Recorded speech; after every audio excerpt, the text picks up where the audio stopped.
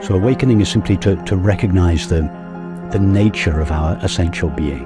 What we essentially are is already fully awake, fully aware. Consciousness is the ultimate reality of... My name is Roopert Spira. I speak about the essential non-dual understanding that underlies all the great religious and spiritual traditions. And I write and lead guided meditations and have conversations whose purpose is to lead to an experiential recognition of this understanding. Understand that the peace and the happiness for which we all long above all else can never, by definition, be found in objective experience. It can never be provided by objects, substances, activities, and relationships. I would suggest understanding that clearly and not spending the rest of one's life seeking fulfillment where it cannot be found. Anyone who is watching this movie is doing so precisely because they have either understood or at least intuited that the peace and happiness for which they long cannot be found in objective experience, and have begun this investigation into their true nature. That is the most important investigation one can make, and it is the investigation upon which depends our happiness. When I was younger, this understanding was mainly available in the Eastern spiritual traditions. It was available in the Western traditions, but it was so disguised and codified in those traditions as to be almost inaccessible. So many people of my generation went physically, or at least intellectually, to the East to find this understanding. And Eastern culture, by comparison with Western culture, is exotic. And so this understanding acquired a flavor of the exotic from the cultures in which it was expressed. And many people, myself included, thought as a result of this that there was something exotic about the non-dual understanding, that it required some extraordinary way of life. You had to give up family life, or grow your hair, or get a special name, or subscribe to some kind of teacher or tradition, or engage in strange practices. All these kind of things which had nothing to do with the core understanding, and they were to do with the culture in which the understanding was expressed at a particular time.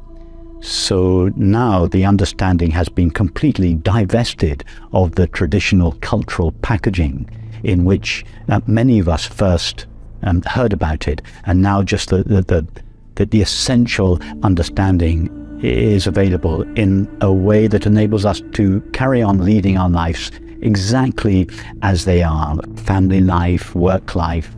It's not necessary to make any external changes in one's life. Consciousness is the ultimate reality of the universe. So we might well ask, if consciousness is the ultimate reality of the universe, and everything and everyone is obviously that, then how come that the world appears to us as a multiplicity and diversity of discrete and independently existing people and animals and things, all made out of stuff called matter? How can we reconcile this statement that consciousness is the ultimate reality of the universe when it appears as a multiplicity and diversity of objects made out of matter? And I would suggest that infinite consciousness has the ability to localize itself as numerous separate subjects of experience. That is, all sentient beings, all people, all animals. Each of us are localizations of infinite consciousness, in infinite consciousness, made only of infinite consciousness, from whose perspective it views its own activity as the outside world. So what appears to us as a world made out of matter, from our localized perspectives, is, from the point of view of reality, simply the activity of the one infinite consciousness. In other words, in the ultimate analysis, there are no discrete or independently existing things or people. There is one infinite, indivisible whole, the unity of being, that is only refracted into an apparent multiplicity and diversity of objects and things when the one looks at its own activity through the perceiving faculties of the finite mind. It's as if infinite consciousness puts on a virtual reality headset, as if infinite consciousness puts on a VR headset made of thinking and perceiving. And in doing so, the moment it puts on the VR headset, it localizes itself within its own activity. And through that headset, it looks out through the perceiving faculties of a finite mind, seeing, hearing, touching, tasting, and smelling. And it fragments the unity of its own being and makes it appear as 10,000 things. What I'm suggesting is that there is very much more to the universe than the finite mind. I'm not suggesting that the universe only appears in each of our finite minds. The universe exists outside of our finite mind, but inside consciousness. But it is the limitations of our finite mind that give the universe its appearance. So when we look out at the universe, we're seeing the reality that exists prior to its being perceived, but we are seeing it through the lens of our perceiving faculties, which gives it its appearance.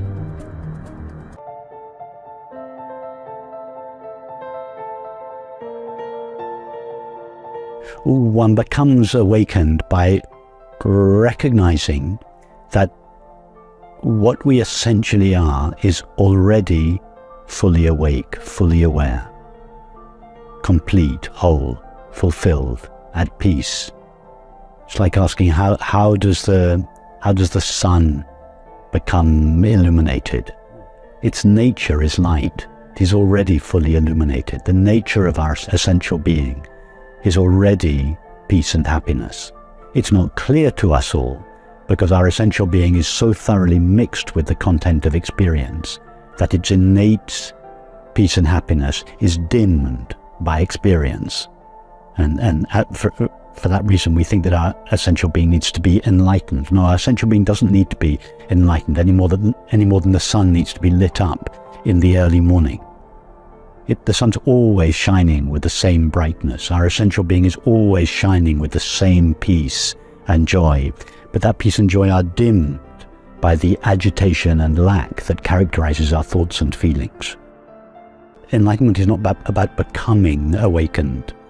Nobody becomes awakened or enlightened. It's a recognition of the light of pure knowing, whose nature is peace and happiness, that we always and already are. The recognition of our true nature, it doesn't lead to happiness, it is happiness. That the nature of being is happiness itself. So the recognition of our true nature is the experience of happiness.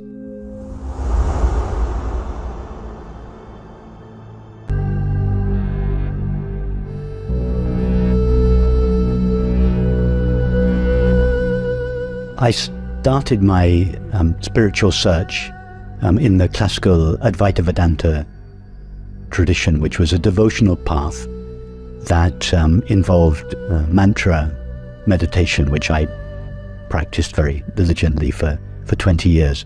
And mantra meditation involves focusing your attention on a sound, and then gradually the sound fades. However, it was really when I came in touch with the direct path that my spiritual search really reached its culmination. Because in this direct approach, we don't give our attention to any object, however subtle, for instance, a mantra, a sound, the breath, we allow our attention to sink inwards or backwards into its source. Let's use an analogy. Imagine that you are watching your life on a television screen. You are identified with the character on the screen. Day after day, year after year, you are involved with the story of the character, when suddenly you wake up out of the story to notice the screen on which the character appears, and you realize you are not the character you have been watching. Objects can come and go on the screen. Characters come and go, but the screen remains unchanged. The character can get wet, but the screen does not get wet.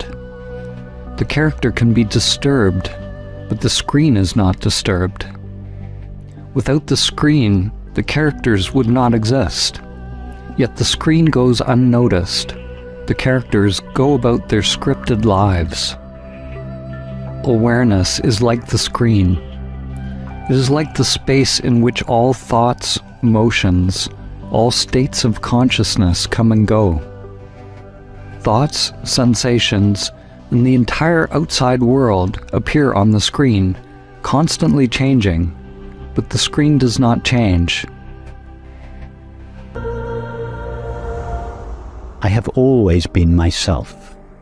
My sense of myself runs throughout my life. It remains consistently present throughout my life. What is present in me now that was present yesterday, last year, 10 years ago, and when I was a 2-year-old child? What is this essential I or self to whom all my experience happens? The recognition of the nature of that one is the great secret to life. It is the direct path to peace and happiness. If we believe and feel that we are a temporary, finite, separate self, we are, whether we know it or not, searching for peace and happiness. In other words, it's not possible to be a separate self or to feel oneself as a separate self and not be in search of happiness. So what is required in this case is to reorientate one's search for happiness. Instead of seeking for happiness in the objective content of experience, to seek happiness in oneself. So the spiritual practice that is required is to direct one's attention, or more accurately, to relax one's attention into its source, pure awareness, rather than direct it towards an object, substance, activity, relationship, and so on. So the spiritual practice, if we can call it a practice, would be this relaxing of the attention, this subsidence of the attention into the heart of awareness. Resting in being as being. For one who has recognized the nature of their being, they know their being as the source of the peace and happiness for which they long. So the world no longer becomes the place in which they seek happiness, seek fulfillment. It doesn't mean to say that such a person no longer has desires, but the desires are not there to fulfill the sense of lack that is characteristic of the separate self.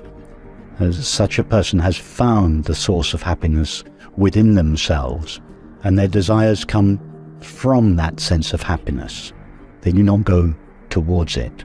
For instance, in the realm of relationship, it makes a big difference to our relationships. We no longer seek an other to fulfill the needs of ourself.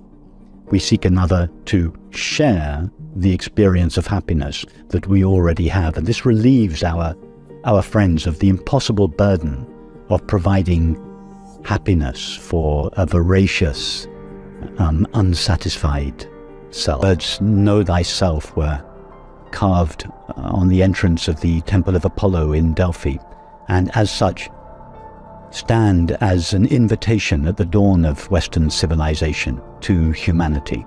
suggesting that to know thyself is really the foundation of all civilization. Why? Because our self stands at the center of all our experience. Whatever we are experiencing, it is we who are experiencing it. Whatever we think and feel, our thoughts and feelings arise on behalf of ourself. Whatever activities and relationships we are engaged in, we engage those activities and relationships in service of ourself. So our self stands at the center of our experience. So what could be more important than to know the nature of ourself? And would it be possible to know the nature of anything else if we do not first know the nature of that which knows it? This recognition of our true nature is not only the recognition that brings our desire for happiness in the world to an end.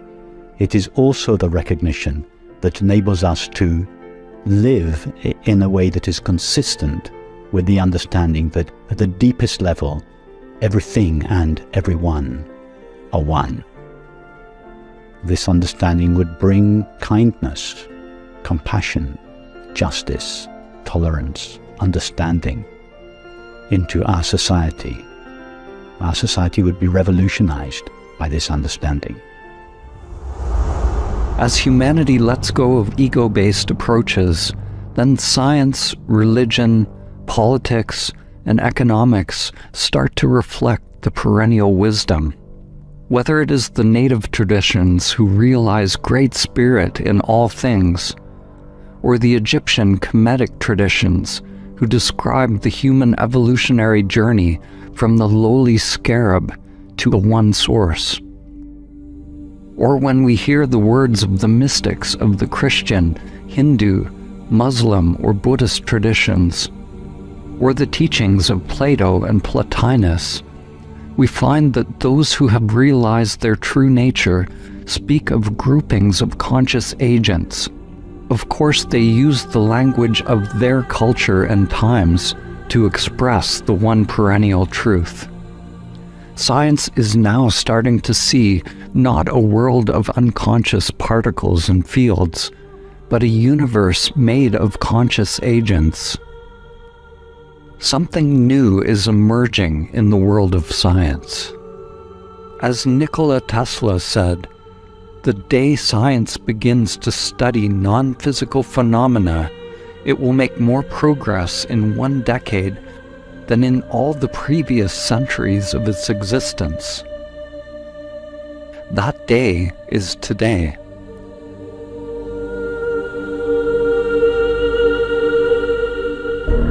Could this understanding become mainstream in our lifetime? Why not? Yes.